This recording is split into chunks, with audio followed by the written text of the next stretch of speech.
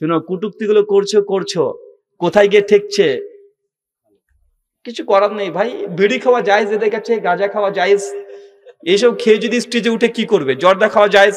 জর্দাকে যদি ভুল ভাল বকে আমরা কি করব? রেজুল কুন আমরা বলে দিয়েছে জর্দা খাওয়া হালাল, আর তারা খেয়ে উঠে উঠি এখন ভুল ভাল যদি স্টেজে উঠে বকে, ভাই কিছু বলার আছে? আল্লাহ নবী বলেছেন 3 শ্রেণীর মানুষের উপর থেকে আল্লাহ কলম তুলে নিয়েছে। তার মধ্যে একটা যে পাগল, মেন্টাল, কথা বুঝে না, জ্ঞান নেই, কথা বুঝতে পারছেন? আরেকজন শিশু, আর যে ঘুমিয়ে আছে। তো এরা কি এই 3 মধ্যে একটা মানে ক্যাটাগরিতে ফেলাই যায়? আহলে হাদিস অনেকে বলে ব্রিটিশদের পিরিয়ডে তৈরি হয়েছে।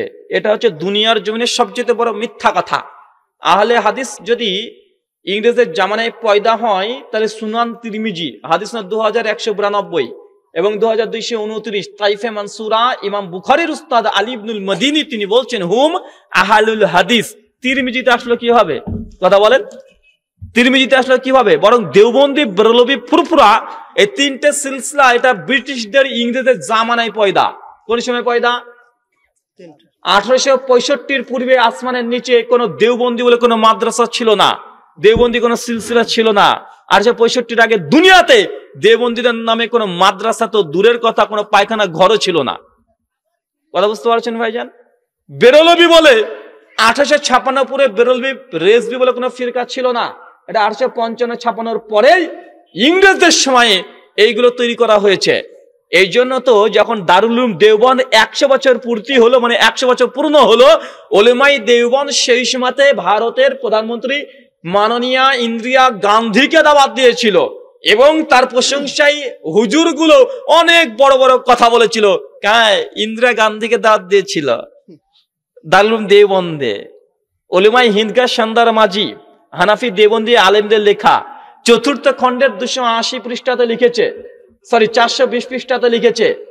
ইংরেজরা তারা যখন দারুল উলুম দেওবন্দ সেই সময়তে ভিজিট করতে এসেছিল, পরিদর্শন করতে এসেছিল, ইংরেজদের সাক্ষ্য দিয়ে বলছে এই মাদ্রাসা খিলাফে সরকার নেই বলকে মুআবিনের সরকার হে। মানে এই সরকার দেওবন্দি মাদ্রাসা এ ইংরেজদের বিরুদ্ধে না, এই মাদ্রাসা ইংরেজদের বিরুদ্ধে নয়, এবং ইংরেজদের প্রশংসাই করে।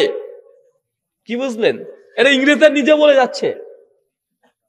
সেই সময় ওলেমাই দেওবন্দ তারা পরিষ্কার ভাবে ইংরেজদের পায়ে ধরে পা চেটেছিল। এই সুন্নিরা পা চেটেছিল, এখনো অনেকে চাটে, দেখেন না কিছু না আগে চেটেছে একজন। কথা বুঝতে পারছেন না?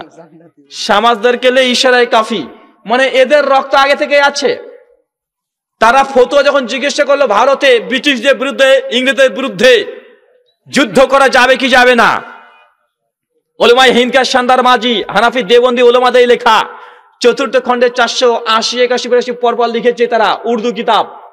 আরে দেওবন্দি বেরলভী কওমিদের ইতিহাস জানতে গেলে ভারতে যেতে হবে, বাংলাদেশ থেকে বসে পাবেন না। পাবেন? কথা বলেন। কারণ দেওবন্দি বেরলভী কোথাকার? ফুরফুরা কোথাকার? ভারতের। পরিষ্কার ভাবে লিখছে, তারা ফতোয়া দিয়েছে। কি বলছে জানেন? जिहाद करके क्या फायदा? खिजिर अलैहिस्सलाम को तो अंग्रेज के सांप में पा रहा हूं। যখন জিজ্ঞেস করলেন যে এদের সঙ্গে জিহাদ করা কি ফরজ, তখন দেওবন্দি ওলামারা বলেছে জিহাদ करके क्या फायदा, खिजिर को तो हम अंग्रेज के सांप में पा रहा हूं। মানে জিহাদ করে কি লাভ? আরে খিজির আলাইহিসসালামকে তো ইংরেজদের কাতারে আমরা দেখতে পাচ্ছি, আমরা কিভাবে যুদ্ধ করব? মানে এখানে তারা মারিফতি কথা বলেছে। কি কথা জানেন? মুসার চাইতে খিজিরের বুদ্ধি বেশি ছিল, তারা একটা বলে বেড়ায় না সবসময়। তাই যে মুসা সালাম যেটা দেখছে না সেটা ঘটনা তা না, খিজিরের আরো মানে ইলহাম হতো, ইলমে নাদুনি ছিল। তার জন্য সে বাইরে থেকে যেগুলো আপনি মনে করছেন খারাপ সেগুলো খারাপ নয়। তার জন্য ওলেমাই দেওবন্দিরা ইংরেজদের দালালি করতে গিয়ে বলেছেন যারা যুদ্ধ করে কি লাভ, জিহাদ করে কি লাভ? আরে ইংরেজদের কাতাটা খিজির আছে, মানে খিজির এমন কাজ করে বাইরে থেকে মনে হয় ইংরেজ আমাদের ক্ষতি করছে, কিন্তু আসলে ক্ষতি করছে না, উপকারী করছে। এটা কারা বলেছিল? দেওবন্দিরা। আসলে এই কথাগুলো আমি বলতে চাই না ক্যামেরার সামনে, কেন জানেন? আমাদেরকে অনেকে আহলে হাদিস থেকে ইংরেজদের দালাল বলে। আমি যদি ইতিহাস বলতে শুরু করি, আর আপনারা জানেন আমি ইতিহাসেরই ছাত্র,